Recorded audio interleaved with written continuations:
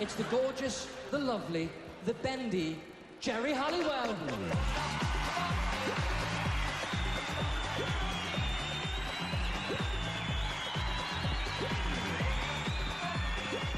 We hadn't seen a lot of her before the Brits this year, and then suddenly she appears. It's like, where's she gone? Where's the Geri that we knew and loved, the voluptuous, you know, booby, sexy young thing? Hello. I have to say, you're looking lovely. So are you, so are you. For a lot of people, Geri is the Brits now. For a lot of young people, you know, the Union Jack dress, accidentally falling out of her top, whoops. This year, seeing her so thin, you know, there was an actual gasp from the audience. It's nice to see your work up on a screen. As a trainer, normally it's just by word of mouth that you know that you've produced a good body. Personally, I felt she was sexier before. But, you know, it's caused a massive debate, and I'm not quite sure what message it does send out to young women who idolise her. But we ran the pictures, we created a debate about it, and I got a lot of letters, dozens and dozens of letters from readers saying, can you tell me how Geri lost all that weight? I want to be as thin as her. Our regime entails a whole host of things. We do a lot of boxing, a lot of weights. We do a lot of running together, which is good for our mental strength as well as our physical strength. There's no secrets to what Geri does. It's basically hard work, continuity, and just getting up there in the morning and doing 2 hours of good hard working out. Weights, CV, eating extremely well, maybe six meals a day. Pop progresses so fast that you do have to constantly be thinking about changing your image and updating yourself. But I think she has to be careful, you know, she can't get any thinner for one thing or she'd disappear.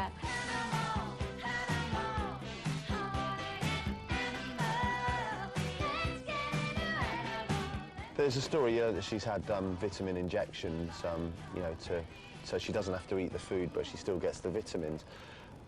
I'm told by her publicist that this is a fairly common practice among young pop stars, you know, who don't have the time to eat regular meals. With things like that, it's been done for years in America, and also as well, we always have these scares now and again.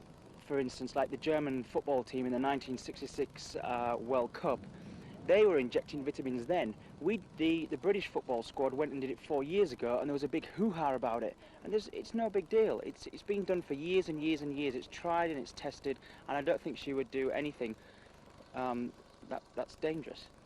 You know, it's for people focusing on image rather than, you know, music. I mean, I think that all comes in time. You know, it's like when you get to know somebody, you first of all notice what someone looks like. We all do it in everyday life. We check out somebody's physique and then you get to know a personality or their talent. And of course, sometimes it's a bit frustrating for me because, you know, obviously it's flattering when people say, oh, you look great. On the other hand, 5 years ago, I was called, by those same people, I was called fat. She's probably about 5'1", and all those years... Campaign, to me, it was girl power at last. Geri gets the teas in. Geri is a tea lady. It all kind of turned it on its head, but in a way it was no surprise that she should align herself with Tony Blair that week. I did get a phone call and a letter and saying that, you know, that they wanted me to support, you know, Tony's election campaign, and I just thought, you know, I'm really proud and honoured to do that.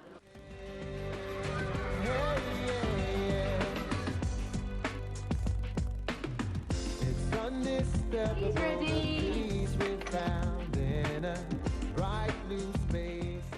But you know, how I got involved with Tony was basically, I have a relationship with Sherry Blair, and through my breast cancer care connection, she asked me to be a patron, and she is just the most remarkable woman, really, really lovely, and smart, intelligent, funny, and you know, I never see myself, you know, as one, politically correct.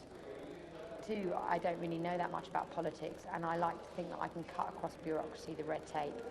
And I think that, you know, political parties are much of a muchness, especially recent times, they've all blended into one. So for someone like me, I think that it's more important to trust the person that is governing our country.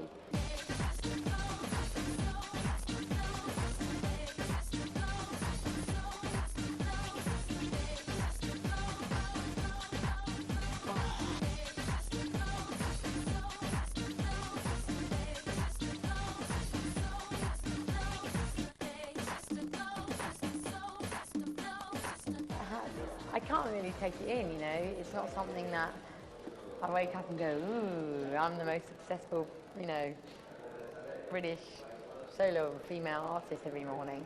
But I can't believe it, really. It makes me smile.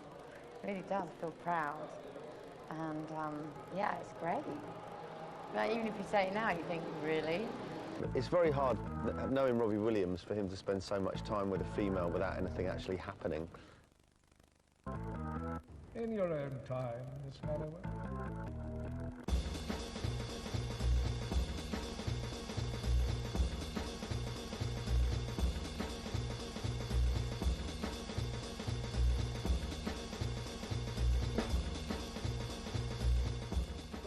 He is gorgeous. He thinks I'm going to have a toy boy. I haven't had one a toy boy for a long time. 17. 17. He can just be around for like decoration. 17, is that allowed? It's illegal. Is in it? this country? In Spain? Under 18, yeah. No. Here's Roberta. Say hello. Hi. Hello. This is Geri. Hi, nice to meet you. A bit dirty. Hi. Oh, that's all right. No, you look great up there. Thank you. Thanks for doing it. I do swing from wanting a significant other, and then other times, you know, I'm really happy just being a singleton. You know, not having to worry about, you know, checking in, and I don't know. I've never, to be honest, I've never been in a full-on relationship properly. So you know, I don't know how they work.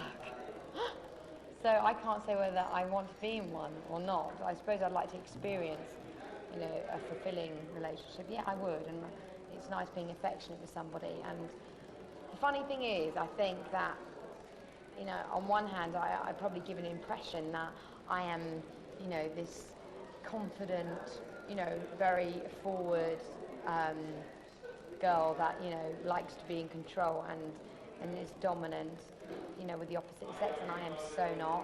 When it comes to that, it's all a big front.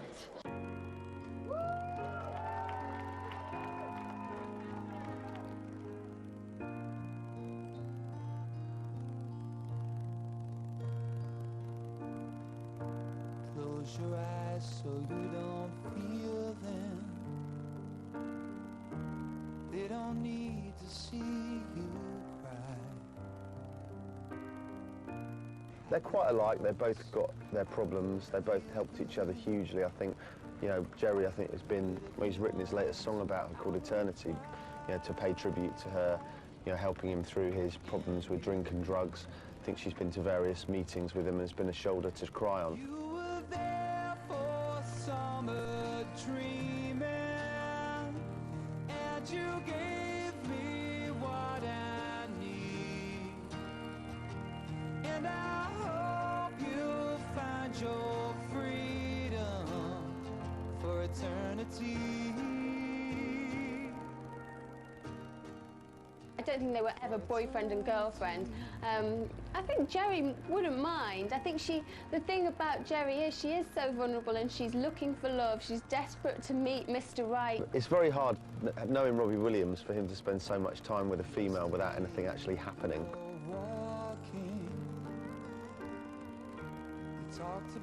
She's genuinely quite open and I think would be happy if she could settle down in the same way that Posh Spice has. I think Robbie and Geri would give Posh and Bex a massive run for their money, certainly. I think that, I'm sure Victoria and David are looking over their shoulders, and I did an interview with Posh Spice about this, and she was very, very bitchy about Robbie, because obviously Robbie's now bagged himself 2 Spice Girls, having had a, you know, night of passion with Mel C, and now moving his sort of affections onto Geri. I think that Posh is perhaps worried that he might turn to her next. Now it's a clash of the titans, isn't it? I mean, the recent feud between Posh and Geri over their new video. Apparently Geri's copied Posh's video, Posh filmed hers first and apparently went ballistic, you know.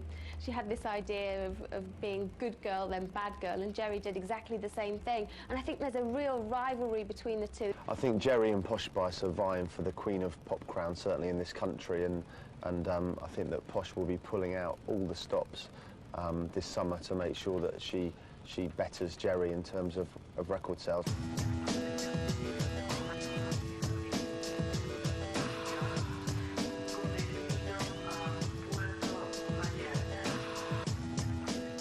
This is so brilliant. I love getting up on stage. Two best things in my life, you know, career-wise. One second is having a creative outlet in the studio, having an ability to express how I feel when I've got that emotion to my chest. Did it 2 weeks ago, got in the studio and wrote a song called Broken Glass, you know, and it just came out in such a creative, very therapeutic way. And then the other way, you know, instead of, when I go to a party, I don't need to show off and, you know, say, hey, everyone, look at me. I can let all that ego out on stage, and it's allowed. It's a legal ego. A lot of people say that Geri has no talent, she can't sing and dance. I think her talent, without a doubt, is her drive. Money doesn't matter to Geri. People often don't realise that. She doesn't really care for money. She's not materialistic. She's always wanted fame. She's always wanted to be this person that everybody spoke about. I think, you know, ego, you know, everyone needs a little bit of ego, but alter ego is like the Slim Shady. It's like your, it's like, I don't know, the fantasy of someone you'd like people to see that you're tough and sexy. And, you know, it's what people use on stage. I use it on stage completely. It's like the mask that we hide behind.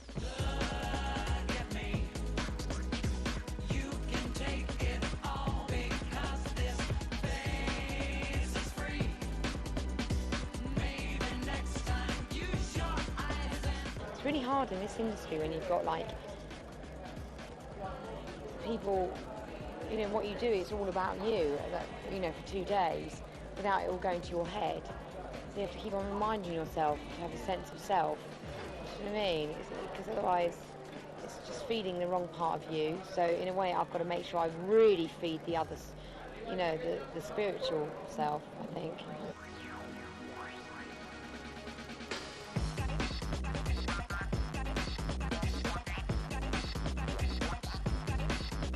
When I first started going solo, I picked 4 characters to be. You know, I picked there was a vamp, there was the virgin, there was the bitch, like the workaholic, and I can't remember the other one. And now, okay, there's 2, and hopefully they'll be integrated. You know, having a healthy balance. To be present in the moment. Like, I'm really learning that you can't change yesterday. You can't control tomorrow. Just when you're staying in the present, when you really see the sky, you know, really see the view. Sometimes you're so in your own headspace, you don't notice it. You can be in the most beautiful place in the world. To be present in a moment and sort of enjoy company, and do you know what I mean? That's just the greatest gift. But, you know, on an external, superficial level, if I could, I would love my album, my music, to be as big as my celebrity.